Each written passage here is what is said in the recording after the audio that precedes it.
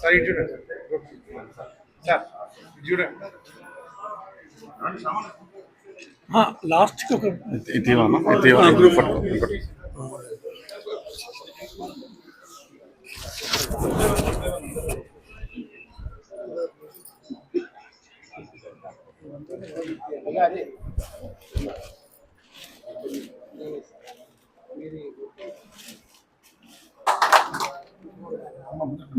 అందరికీ నమస్కారం.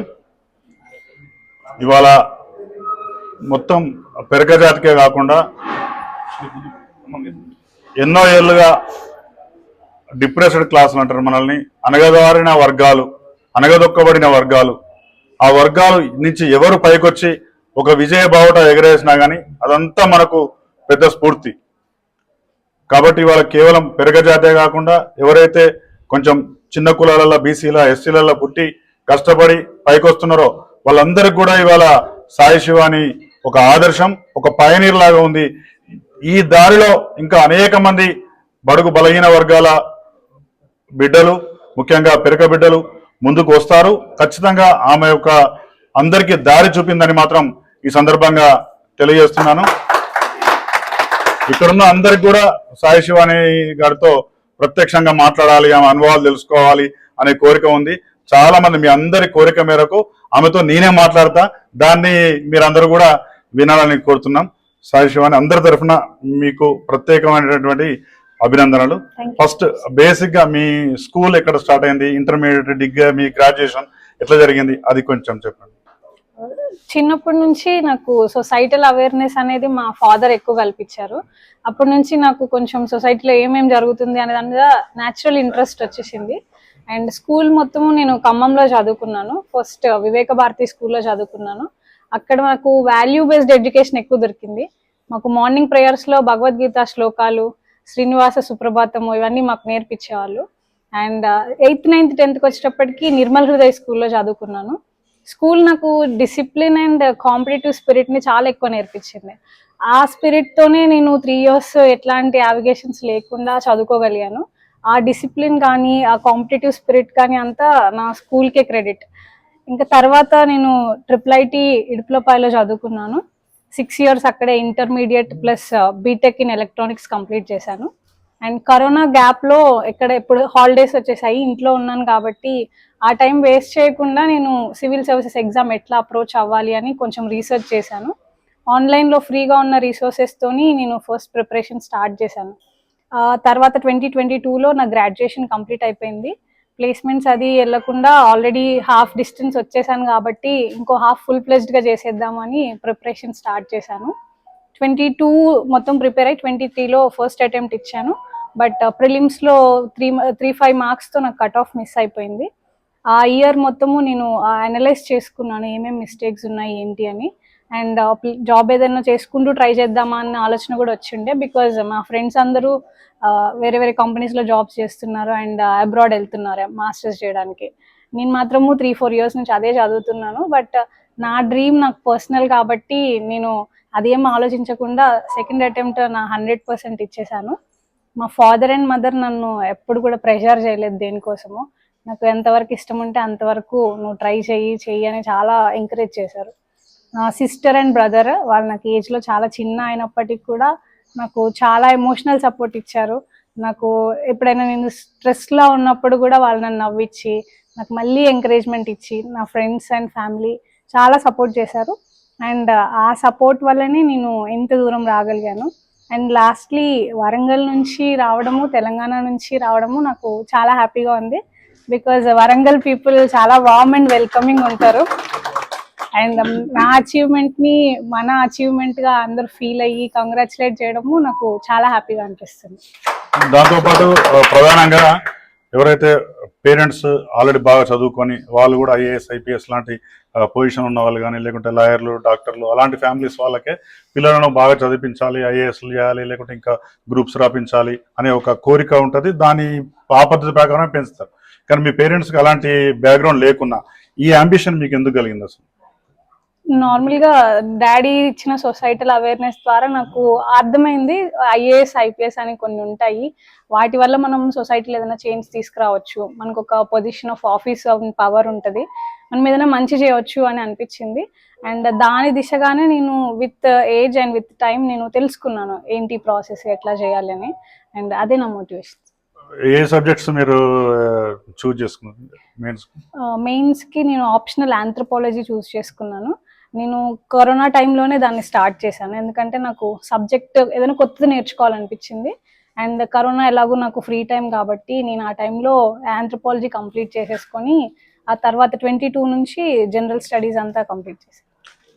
జనరల్గా ఫస్ట్ గ్రూప్స్కు ప్రిపేర్ అయ్యి తర్వాత యూపీఎస్సీకి ప్రిపేర్ అయ్యి దీనికోసం హైదరాబాద్ నుండి లేకుంటే ఢిల్లీ నుండి ట్రైనింగ్ తీసుకుంటారు కదా, కోచింగ్ తీసుకుంటారు ఎక్కువ శాతం. కానీ మీకు ఏ కోచింగ్ అవసరం లేకుండానే ఐ కెన్ అచీవ్ అనే ఒక నమ్మకం ఎట్లా కలిగింది? మీరు ఆ ఇండివిజువల్గానే ప్రిపేర్ కావాలని ఎందుకు అనిపించింది అసలు? మెయిన్గా ఏంటంటే సెల్ఫ్ బిలీఫ్ ఎక్కువ ఉండేది. నేను చిన్నప్పటి నుంచి కూడా ఎవరి మీద డిపెండ్ అవ్వలేదు. స్కూల్లో కానీ కాలేజ్లో కానీ మంచి మార్క్స్ వస్తుండే కాబట్టి న్యాచురల్గా నాకు కాన్ఫిడెన్స్ ఉండే, నేను చేయగలుగుతాను, నాకేం సపోర్ట్ అవసరం లేదని. బట్ ఆన్లైన్లో చాలా మంది టాపర్స్ కూడా ఆల్రెడీ వాళ్ళు ఏమేమైతే స్ట్రాటజీస్ యూజ్ చేశారో బుక్ లిస్ట్ కానీ వాళ్ళంతా షేర్ చేశారు ఆల్రెడీ. సో ఇంకెక్కడికి వెళ్ళాల్సిన అవసరం లేదు అనిపించి నేను ఆన్లైన్ రిసోర్సెస్ యూజ్ చేసుకొని సెల్ఫ్గా ప్రిపేర్ అయ్యాను. ఇప్పుడు నెక్స్ట్ ఎవరైనా యూపీఎస్సీ కానీ గ్రూప్స్ కానీ ప్రిపేర్ అయ్యే వాళ్ళు కోచింగ్ పోవడం మంచిది అంటారా, మీలాగానే ఇంట్లో ఉండి యూట్యూబ్లో కానీ ఇంకా అట్లా తెలుసుకోవడం బెటర్ అంటారా? యాక్చువల్గా ఇది depends on the person sir, ఎందుకంటే సోషల్ మీడియా కానీ ఆన్లైన్ రిసోర్సెస్ కానీ అది పాజిటివ్స్ ఎంత ఉంటాయో నెగిటివ్స్ కూడా అంతే ఉంటాయి. Too much information is also not good. ఏది కరెక్ట్ అని అంటే 100 మంది 100 రకాలుగా చెప్తారు, ఏది అని ఫాలో అవ్వడానికి కష్టం అవుతుంది. కాబట్టి దాన్ని చూస్ చేసుకునే కేపబిలిటీ ఉంటే ఖచ్చితంగా సెల్ఫ్ ప్రిపేర్ అవ్వచ్చు, లేదు కొంత గైడెన్స్ కావాలి అంటే ఏదైనా కోచింగ్ తీసుకున్నా నో ప్రాబ్లం. ఇప్పుడు మెయిన్గా చాలా మంది మోటివేషన్ ఎంత ఉందంటే మనం చాలా తక్కువ స్థాయి నుంచి మన పేరెంట్స్ కానీ మన బ్యాక్గ్రౌండ్ కానీ మన ఫోర్ ఫాదర్స్ కానీ లేకుంటే మనం ఉన్న లొకాలిటీ కానీ చాలా తక్కువ ఏరియా నుంచి చిన్న మారుమూల ప్రాంతాల నుంచి వచ్చిన వాళ్ళకు పెద్ద పెద్ద గోల్స్ను అచీవ్ కావడం చాలా కష్టం అనే ఒక అభిప్రాయం ఉంటుంది. మీకు అలాంటి అభిప్రాయం ఎప్పుడైనా కలిగిందా? మీ ఫ్రెండ్స్ కానీ లేకుంటే మీ తెలిసిన వాళ్ళు కానీ అలాంటి పరిస్థితులు ఎప్పుడైనా మీకు ఉత్పన్నమైనవి? అంటే కష్టమైతే అనిపించింది, ఛాలెంజింగ్గా ఉండే, బట్ ఎప్పుడు కూడా నేనున్న పొజిషన్ నన్ను అది చేరుకోనీయకుండా ఆపుతుందని అనుకోలేదు. బికాజ్ నా మీద నాకు చాలా సెల్ఫ్ కాన్ఫిడెన్స్ ఉండే. మా మమ్మీ డాడీ కూడా నన్ను ఎప్పుడు నాకంటే ఎక్కువ వాళ్ళే నా డ్రీమ్ని విజన్ చేస్తూ ఉంటారు కాబట్టి వాళ్ళు నాకు చాలా సపోర్ట్ చేశారు. అండ్ నేను ఎప్పుడు కూడా అనుకోలేదు నేనున్న పొజిషన్ నన్ను అది స్టాప్ చేస్తుంది అని. ఓకే, మనం జనరల్గా అంటే ఒక మిడిల్ క్లాస్ ఫ్యామిలీ నుంచి వచ్చినాం కాబట్టి డిగ్రీ కాగానే ఏదో ఒక జాబ్ వస్తుంది, ఒక ఆఫర్ లెటర్ వస్తుంది, రాగానే ఆ జాబ్లో జాయిన్ కావాలి, మా ఫాదర్ కొంచెం అండగా ఉండాలనే ఒక ఫీలింగ్ రాకుండా ఇంకా పైకి పోవాలనే ఒక అది ఎందుకు వచ్చింది మీకు అసలు? ఆల్వేస్ చిన్నప్పటి నుంచి కూడా పెద్ద పెద్ద అంబిషన్స్ ఉండాలనే చెప్పారు మా ఇంట్లో. అండ్ ఎప్పుడు కూడా భయపడొద్దు అంబిషన్ ఒకటి పెద్దది పెట్టుకోవడానికి. అందుకని నాకు జాబ్ టెంపరీగా నాకు సొల్యూషన్ ఇస్తుందేమో కానీ నాకు ఒక 30-40 ఇయర్స్లో నా కెరియర్ చూసుకుంటే నేను ఏమేమి చేశాను అని ఒక ఐఏఎస్ అని ఇట్లాంటి సివిల్ సర్వీసెస్లో ఉంటే వచ్చినంత ఎక్స్పీరియన్స్ కానీ వచ్చినంత జాబ్ సాటిస్ఫాక్షన్ కానీ దేంట్లో రాదు అని అర్థమైంది. మల్టిపుల్ టైమ్స్ జాబ్ గురించి ఆలోచించినా సరే ఫైనల్లీ నేను సివిల్ సర్వీసెసే చేయాలని ఎప్పుడు నాకు అదే ఆన్సర్ వచ్చేది. సో కొంచెం ఇబ్బంది అయినా సరే నేను లాంగ్ టర్మ్ విజన్ని గుర్తు చేసుకొని కొంచెం కష్టపడ్డాను. మీ రూమ్లో చూస్తే మీకు మిమ్మల్ని మీరే మోటివేట్ చేసుకుంటూ చాలా సూక్తులు రాసుకున్నారు, చాలా హోంవర్క్ చేస్తున్నారు. అందులో టాప్ 50లో ఉంటా అనే ఒక నమ్మకం మీకు ముందే కలిగింది, అది రాసుకున్నారు. ఎందుకు అట్లా అంత నమ్మకం ఎట్లా కలిగింది? అంటే మనము 100% ఒక వర్క్కి సరెండర్ అయిపోయాక నేచర్లో ఉన్న ఎవ్రీ ఫోర్స్ కూడా మనకు హెల్ప్ చేస్తుంది. ఆ 100% కమిట్మెంట్ నేను ఇచ్చాను. అండ్ దిస్ ఇయర్ ప్రిలిమ్స్కి కూడా నేను అప్లై చేశాను, కానీ నేను స్టార్ట్ చేయలేదు చదవడము. ఎందుకంటే నేను మా మమ్మీ డాడీకి కూడా చెప్పా, ఇంతకుముందు అటెంప్ట్ కంటే నేను బెటర్గా ఇవ్వగలగా అని నాకేం అనిపించలేదు. ఎవ్రీథింగ్ ఏదైతే చేయగలనో అదంతా చేసేసా అనిపించింది. సో ఆ 100% సాటిస్ఫాక్షన్ ఉంటే చాలు, రిజల్ట్ ఎట్లాంటిదైనా సరే మన లైఫ్లో ముందుకు వెళ్తాం. జనరల్గా మనుషుల మనస్తత్వం అందరిది, మా అందరిది కూడా ఒకసారి ఫెయిల్ కాగానే అమ్మో ఇది మనతో కాదులే అని వదిలేసి ఇంకో దగ్గరికి వెళ్ళిపోతాం. మీరు కూడా సివిల్స్కి వెళ్ళినప్పుడు ఫస్ట్ మీరు ఒక డిసప్పాయింట్మెంట్ రిజల్ట్ వచ్చింది, దాని నుంచి ఎట్లా ఓవర్కమ్ అయ్యారు? యాక్చువల్గా సివిల్ సర్వీసెస్ అనే కాదు సార్, నేను ఏపీ గ్రూప్ 1 కూడా రాశాను ప్రిలిమ్స్, అది కూడా నాకు ఫస్ట్ అటెంప్ట్లో రాలేదు. దెన్ ఇంటెలిజెన్స్ బ్యూరో ఎగ్జామ్స్ రాశాను, అవి కూడా నాకు అన్ని ఫస్ట్ అటెంప్ట్లోనే నాకు ఫస్ట్ స్టేజ్లోనే నాకు రిజెక్షన్ వచ్చేసింది. చిన్నప్పటి నుంచి అకాడమిక్ గా చాలా బాగా చదివినా సరే నాకు ఎందుకు ఇన్ని రిజెక్షన్స్ వస్తున్నాయి అని కొంచెం ఆలోచించాను. బట్ ఇదంతా ఒక టెస్ట్ కావచ్చు, నేనైతే ఫెయిల్యూర్ యాక్సెప్ట్ చేయను, నేను ఖచ్చితంగా రాస్తాను అంటే ఎవరికో ఏదో ప్రూవ్ చేయాలని కాదు, to prove to my self I'm capable of doing this అని చెప్పి స్ట్రాంగ్గా మైండ్ సెట్ ఒకటి స్ట్రాంగ్గా బిల్డ్ చేసుకున్నాను. అండ్ ఈ ప్రాసెస్లో నాకు యోగా అండ్ భగవద్గీత చాలా హెల్ప్ చేశాయి. అండ్ ఇప్పుడు అది ప్రూవ్ అయినందుకు నాకు చాలా హ్యాపీగా ఉంది. జనరల్గా మీకు వచ్చిన ర్యాంకుకు అంటే టాప్ ర్యాంక్ వచ్చినప్పటికీ ఐఏఎస్ వచ్చే అవకాశం ఉన్నప్పటికీ కొంతమంది ప్యాషన్తో ఫారిన్ సర్వీస్కి పోతారు, కొంతమంది ఐపీఎస్ సెలెక్ట్ చేసుకుంటారు, కొందరు ఫారెస్ట్ సర్వీస్కి వెళ్తారు. మీకు ఏది ఉంది జనరల్గా? నాకు చిన్నప్పటి నుంచి ఐఏఎస్ అవ్వాలనే ఉంది. ఎందుకంటే జనాలతో జరిగే ఆ ఇంటరాక్షన్, మేము కూడా కలెక్టర్ ఆఫీస్కి 2-3 టైమ్స్ వెళ్ళాము కొన్ని గ్రీవాన్సెస్ తీసుకొని.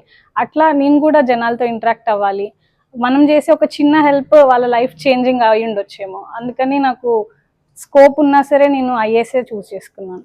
ఐఏఎస్లో చూస్ చేసుకున్నాను. అందరూ కూడా సొంత స్టేట్ చేసుకుంటారు, అదర్వైజ్ ఢిల్లీ అంటే దేశ క్యాపిటల్లో ఉండాలి కాబట్టి ఢిల్లీలో చూస్ చేసుకుంటారు. కొందరు ఏంటంటే యునైటెడ్ నేషన్స్కి పోవాలి, లేకుంటే ఫారిన్ సర్వీస్లోకి వెళ్ళాలనేది ఉంటుంది. మీకు ప్రపంచం అంతా తిరగాలనుందా, ఢిల్లీలో సర్వీస్ చేయాలనుందా, సొంత రాష్ట్రంలో సర్వీస్ చేయాలనుందా? నేను అడిషనల్లీ గ్రూప్ 1 కూడా రాశాను మధ్యలో. అది ఒక ఎగ్జామ్ క్వాలిఫై అయ్యాను కాబట్టి మీన్ వైల్ రాశాను. అప్పుడు నేను తెలంగాణ చరిత్ర ఏంటి ఏదని చదివాను. అప్పుడు నాకు చాలా బాధగా అనిపించింది, ఎందుకంటే తెలంగాణ ప్రజలు ఇన్నిన్ని ఫేస్ చేశారా కొన్ని వందల ఏళ్ళ నుంచి అని. ఆ తర్వాత స్ట్రాంగ్గా అనిపించింది తెలంగాణకే క్యాడర్ వస్తే కనుక చాలా బాగా వర్క్ చేయొచ్చు ఇక్కడ అని. సో మొత్తంగా మనకు అర్థమైనంత వరకు సాయి శివాని ఐఏఎస్నే చూజ్ చేసుకుంటుంది. అవకాశం 99.9% ఉంది. తెలంగాణలో ఉంటుంది, మనందరిలోనే పనిచేస్తుంది, మనందరి కోసమే పనిచేస్తుంది. మీరు చరిత్ర చదువుకున్నా అన్నారు. తెలంగాణలో ఉన్న సామాజిక చరిత్రే కాకుండా ఇక్కడ ఆర్థిక పరిస్థితులు, కింది వర్గాల వారి అభ్యున్నతి కోసం చేయాల్సిన ఏంటి అనే మీద ఒక విజన్ ఉంది. అసలు మీరు లైఫ్ గోల్ ఏంటి? మీకు మీరు సొంతంగా ఎదిగి నేను మంచి పేరు తెచ్చుకోవాలన్నా, లేకుంటే మీ తోటి వారికి మీ తల్లిలాగా లేకుంటే మిగతా సమాజంలాగా కొంత కింది స్థాయిలో ఉన్న వాళ్ళకి ఒక లిఫ్ట్ ఇవ్వడం ఎట్లా అని అనుకుంటున్నారు? What is your life ambition? స్పెసిఫిక్గా అంబిషన్ అంటూ ఏం లేదు, బట్ నేమ్ అండ్ ఫేమ్ కోసం నేను ఎప్పుడూ చదవలేదు. అండ్ సర్వీస్లోకి వచ్చాక కూడా నేమ్ అండ్ ఫేమ్ కోసం ఏది చేయాలని లేదు. బట్ నా వర్క్ ఏదైతే ఉంటుందో నా రెస్పాన్సిబిలిటీ నేను అది 100% ఫుల్ఫిల్ చేయాలి. అండ్ నేను కొన్ని లైఫ్స్ అయినా టచ్ చేయగలిగి వాళ్ళ లైఫ్ చేంజ్ చేయగలిగితే నాకు అదే అచీవ్మెంట్. చివరిగా ఒకటే ఒక ప్రశ్న, మీకన్నా చిన్న పిల్లలంతా అంటే మా పిల్లలంతా కూడా ఈ ఫోన్లకు కానీ టీవీలకు కానీ సోషల్ మీడియాకి కానీ బాగా అడిక్ట్ అయిపోయారు. నిజంగా అవన్నిటికి దూరం పెట్టాను అని మీరు చెప్తున్నారు. అది సాధ్యమేనా? ఈ ఇప్పుడున్న పరిస్థితులలో దూరం పెట్టాల్సిన అవసరం ఉందా? దాంతో కూడా కొంచెం ఎడ్యుకేషన్ వస్తుంది అనేది ఒక వాదన కూడా ఉంది. What is correct thing? యాక్చువల్గా నేను ఆన్లైన్ అండ్ ఇంటర్నెట్ యూస్ చేశాను, కానీ అది ప్రిపరేషన్ పర్పస్కి మాత్రమే చేశాను. Social media apps like WhatsApp, Instagram ఇట్లాంటివి ఏమీ లేవు. నేను కాలేజ్ అయిపోయిన వెంటనే అన్నీ తీసేసా. అండ్ నా పర్సనల్ నంబర్ కూడా డీయాక్టివేట్ చేశాను. మదర్ అండ్ ఫాదర్ నెంబర్ నుంచే నేను ఎవరితో అయినా కాంటాక్ట్ అయ్యేదాన్ని. యాక్చువల్గా ఇదంతా ఒక డిసిప్లిన్, అది నేను స్కూల్లో నేర్చుకున్నాను. డిసిప్లిన్ అండ్ కమిట్మెంట్ ఏంటంటే ఈ 3 years నేను ఇప్పుడు 20sలో అనేది ఎక్స్ప్లోరేషన్ ఏజ్ అంటారు, జాబ్ చేయడం కానీ ఇంకేదైనా నేర్చుకోవడము. బట్ నేను ఆ వాల్యుబుల్ టైం అంతా ప్రిపరేషన్కి పెడుతున్నా. సో ఆ టైం నేను వేస్ట్ చేయకూడదు, ఒక్కటి కూడా రిగ్రెట్ అవ్వద్దు అనుకున్నా. కాబట్టి ఖచ్చితంగా డిసిప్లిన్గా ఉండాలి అని చెప్పి అన్నీ దూరంగానే పెట్టాను. బట్ చదువుకోవడం వరకు వచ్చేటప్పటికి నేను ల్యాప్టాప్ యూస్ చేశాను, నెట్ యూస్ చేశాను, టెలిగ్రామ్ కానీ ఇంకా ఇంటర్నెట్లో ఏదైనా ఆర్టికల్స్ కానీ పేపర్స్ కానీ ఇట్లాంటివి చదివాను. టైమింగ్ పెట్టుకునేదాన్ని ప్రతిదానికి. ఈ టైం అయిపోయిందంటే ఎక్స్ట్రా నాకు అదర్ నావిగేషన్ ఏమి ఉండొద్దు అని పెట్టుకున్నాను. తర్వాత జనరల్గా ఒక ఐఏఎస్ కావాలంటే లేకుంటే ఉన్నత చదువులు చదవాలంటే బాగా ఆర్థిక అంటే ఫైనాన్షియల్గా బాగా ఇబ్బంది పడాల్సిన పరిస్థితి వస్తుంది. డబ్బు ఒకటి కావాలి, ఇంకోటి నిద్రాహారాలు మాని పనిచేయాలి, రోజుకు 16 గంటలు చదవాలి, 20 గంటలు చదవాలి అనే ఒక అభిప్రాయం కూడా ఉంది. ఇదంతా నిజమా? లేదు సార్, కంప్లీట్లీ అయితే నిజం కాదు. రోజుకి 16-20 గంటలు సంవత్సరాల తరబడి ఎవరు చదవలేరు, నేను కూడా చదవలేదు. అదేంటంటే ఎగ్జామ్ డిమాండ్ బట్టి మనం నెంబర్ ఆఫ్ అవర్స్ ఎక్కువ అవుద్ది. ఫర్ సపోజ్ మన ఇంట్లో ఏదైనా పెద్ద ఫంక్షన్ ఉందంటే మనం ఒక 1 week బిఫోర్ మనం చాలా ఎక్కువ కష్టపడతాము, టైమింగ్స్, నిద్ర, ఆహారాలన్నీ. సో ఎగ్జామ్ ముందు కూడా అట్లాగే ఉంటుంది. బట్ ఇయర్ లాంగ్ అది పాసిబుల్ అవ్వదు. బట్ యావరేజ్గా ఇయర్ మొత్తము నేను 8 hours అయితే పెట్టాను daily. And some days health బాగాలేకనో ఏదో కంప్లీట్గా కూడా డే ఆఫ్ ఇచ్చుకున్నా. బట్ ఏదైనా సరే ఒక క్యాలిక్యులేటెడ్ ప్లాన్. ఇప్పుడు నేను ఈరోజు వర్క్ చేయలేదంటే దాన్ని మళ్ళీ నేను ఎప్పుడు కవర్ చేయాలి అనే ప్లాన్ ఉండాలి. అట్లాంటి ప్లాన్ చేసుకున్నాను. ఓకేనండి, థ్యాంక్ యూ వెరీ మచ్. మొత్తం మీద శివాని తక్కువ ఏజ్లోనే ఇప్పుడు ఐఏఎస్ ఆఫీసర్ కాబోతున్నది కాబట్టి చాలా తక్కువ సమయంలోనే మన తెలంగాణ రాష్ట్రానికి ఒక చీఫ్ సెక్రటరీ స్థాయి వరకు కూడా ఆమె వెళ్ళే అవకాశం ఉంది. ఎందుకంటే నేను బ్యూరోక్రసీ దాని హైరార్కీ అంతా నాకు తెలుసు కాబట్టి చెప్తున్నా. ఖచ్చితంగా ఈ తెలంగాణ రాష్ట్రానికి ఒక రోజు అంటే చాలా తక్కువ సమయంలోనే ఒక చీఫ్ సెక్రటరీ స్థాయికి మన శివాని వెళ్తుంది. ఆమెతో పాటు అనేక మంది స్ఫూర్తి పొంది ఇంకా ముందుకు వస్తారనే నమ్మకం మనకున్నది. ఆమెను స్ఫూర్తిగా తీసుకొని మన వాళ్ళంతా కూడా ముందుకు రావాలని కోరుకుంటూ ఈ శుభ సందర్భంలో ఒక చిన్న అనౌన్స్మెంట్ కూడా చేస్తున్నా. ఎవరైతే గ్రూప్స్లో కానీ మెయిన్స్లో కానీ ఈ రెండిట్లలో ప్రిలిమ్స్ దాటి మెయిన్స్కు ప్రిపేర్ అవుతారో ఆ మెయిన్స్కి అయ్యే ట్యూషన్ ఫీజు కానీ కోచింగ్ ఫీజు కానీ ఖర్చు కానీ అవసరమైతే హైదరాబాద్లో అకామిడేషన్ కానీ ఈ రాష్ట్ర పెరక సంఘం నాయకత్వం కల్పించడానికి సిద్ధంగా ఉంది. అది ఎన్ని డబ్బులైనా సరే హైదరాబాద్లో అకామిడేషన్ ఇచ్చి వాళ్ళ ట్యూషన్ ఫీజు కట్టి మెయిన్స్కు ప్రిపేర్ చేయించే బాధ్యత మొత్తం రాష్ట్ర పెరక సంఘం తీసుకుంటుంది. పెరక విద్యార్థి వసతి గృహం కానీ పెరక సంఘం కానీ పెరక సంక్షేమ సమితి కానీ వీళ్ళందరూ తీసుకుంటారు. కాబట్టి సాయి శివాని స్ఫూర్తిగా తీసుకొని మన పెరక జాతి బిడ్డలు ఎవరున్నా సరే మీరు చదవండి. మీ తల్లిదండ్రుల ఆర్థిక పరిస్థితుల్లో మీకు సంబంధం లేదు. యావత్ కులం మీకు అండగుంటది. ఎన్ని లక్షలైనా సరే మేమంతా కూడా ఖర్చు పెట్టి మిమ్మల్ని చదివిస్తాం, సాయి శివాని లాగా తయారు చేస్తాం. కాబట్టి ఈ అవకాశాన్ని వినియోగించుకోవాలని అందరినీ కోరుతున్నాను. తర్వాత ఫర్దర్ గా కూడా సాయి శివాని గారితో పర్సనల్ గా మాట్లాడి వాళ్ళ కుటుంబంతో మాట్లాడి పెరక సంఘం తరఫున ఏమి చేయగలం ఇంకా నన్ను అడిగితే వాళ్ళే మనకు చేస్తారు భవిష్యత్తులో. ఇప్పుడు ఆమె అవన్నీ ఆర్డిల్స్ అన్ని దాటుకొని పైకి వచ్చింది. ఏదన్నా అదంతా మనం బయట చెప్పేది కాదు, మనం బయట చేసేది కాదు. మనం తప్పకుండా చేస్తాం. భవిష్యత్తులో మన పెరక సంఘం తరఫున జరిగే శిక్షణ కార్యక్రమాలకు మన హాస్టల్లో ఉండే విద్యార్థులకు ఒక ప్రేరణగా ఉంటుంది. ఎప్పుడంటే అప్పుడు టైం ఇచ్చి మన వాళ్ళందరినీ కూడా ముందుకు తీసుకురావడానికి మీరు దోహదపడతారని ఆశిస్తున్నాను.